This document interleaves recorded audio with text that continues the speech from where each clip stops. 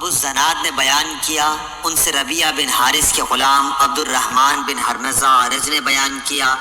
کہ انہوں نے ابو ہریرہ رضی اللہ عنہ سے سنا اور آپ رضی اللہ تعالیٰ عنہ نے نبی کریم صلی اللہ علیہ وسلم سے سنا۔ آپ صلی اللہ علیہ وسلم نے فرمایا کہ ہم دنیا میں تمام امتوں کے بعد ہونے کے باوجود قیامت میں سب سے آگے رہیں گے، فرق صرف یہ ہے کہ کتاب انہیں ہم سے پہلے دی گئی تھی، یہی جمعہ ان کا دن تھا جو تم پر فرض ہوا ہے، لیکن ان کا اس کے بارے میں اختلاف ہوا اور اللہ تعالیٰ نے ہمیں یہ دن بتا دیا، اس لیے لوگ اس میں ہمارے تابع ہوں گے۔ یہود دوسرے دن ہوں گے اور نصارہ تیسرے دن۔ عبداللہ بن یوسف تنیسی نے بیان کیا، انہوں نے کہا کہ ہمیں امام مالک نے نافع سے خبر دی اور ان کو حضرت عبداللہ بن عمر رضی اللہ عنہ نے کہ رسول اللہ صلی اللہ علیہ وسلم نے فرمایا کہ تم میں سے جب کوئی شخص جمعے کی نماز کے لیے آنا چاہے تو اسے غسل کر لینا چاہیے۔ جویریہ بن اسما نے امام مالک سے بیان کیا، ان سے زہری نے، ان سے سالم بن عبداللہ بن عمر رضی اللہ عنہ نے، ان سے ابن عمر رضی اللہ عنہ نے کہ عمر بن خطاب رضی اللہ عنہ جمعے کے دن کھڑے خطبہ دے رہے تھے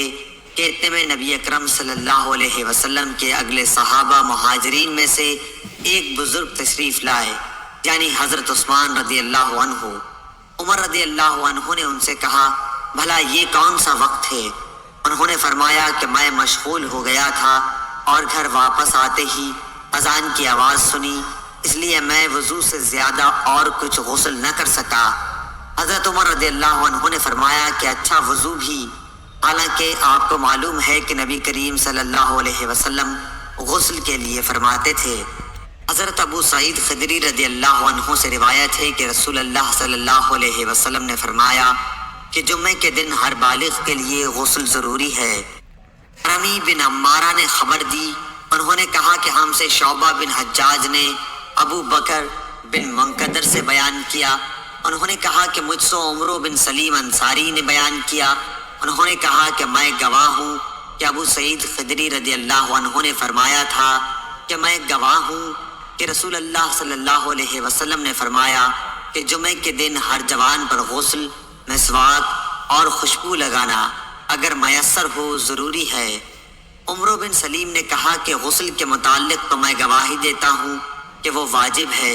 لیکن مسواک اور خوشبو کا علم اللہ تعالیٰ کو زیادہ ہے کہ وہ بھی واجب ہیں یا نہیں، لیکن حدیث میں اسی طرح ہے۔ مالک نے ابو بکر بن عبد الرحمن کے غلام سمی سے خبر دی، جنہیں ابو صالح سمان نے، انہیں ابو ہریرہ رضی اللہ عنہ نے کہ رسول اللہ صلی اللہ علیہ وسلم نے فرمایا کہ جو شخص جمعے کے دن غسل جنابت کر کے نماز پڑھنے جائے تو گویا اس نے ایک اونٹ کی قربانی دی، اگر اول وقت مسجد میں پہنچا، اور اگر بعد میں گیا تو گویا ایک گائے کی قربانی دی، اور جو تیسرے نمبر پر گیا تو گویا اس نے ایک سینگ والے مینڈھے کی قربانی دی، اور جو کوئی چوتھے نمبر پر گیا تو اس نے گویا ایک مرغی کی قربانی دی، اور جو کوئی پانچویں نمبر پر گیا اس نے گویا انڈا اللہ کی راہ میں دیا۔ لیکن جب امام خطبے کے لیے باہر آ جاتا ہے تو ملائکہ خطبہ سننے میں مشغول ہو جاتے ہیں۔ شیبان بن عبد الرحمن نے یحییٰ بن ابی کثیر سے بیان کیا، ان سے ابو ہریرہ رضی اللہ عنہ نے کہ عمر بن خطاب رضی اللہ عنہ جمعے کے دن خطبہ دے رہے تھے کہ ایک بزرگ حضرت عثمان رضی اللہ عنہ داخل ہوئے۔ عمر بن خطاب نے فرمایا کہ آپ لوگ نماز کے لیے آنے میں کیوں دیر کرتے ہیں، اول وقت کیوں نہیں آتے؟ آنے والے بزرگ نے فرمایا کہ دیر صرف اتنی ہوئی کہ اذان سنتے ہی میں نے وضو کیا اور پھر حاضر ہوا۔ آپ نے فرمایا کہ کیا آپ لوگوں نے نبی کریم صلی اللہ علیہ وسلم سے یہ حدیث نہیں سنی ہے کہ جب کوئی جمعے کے لیے جائے تو اسے غسل کر لینا چاہیے؟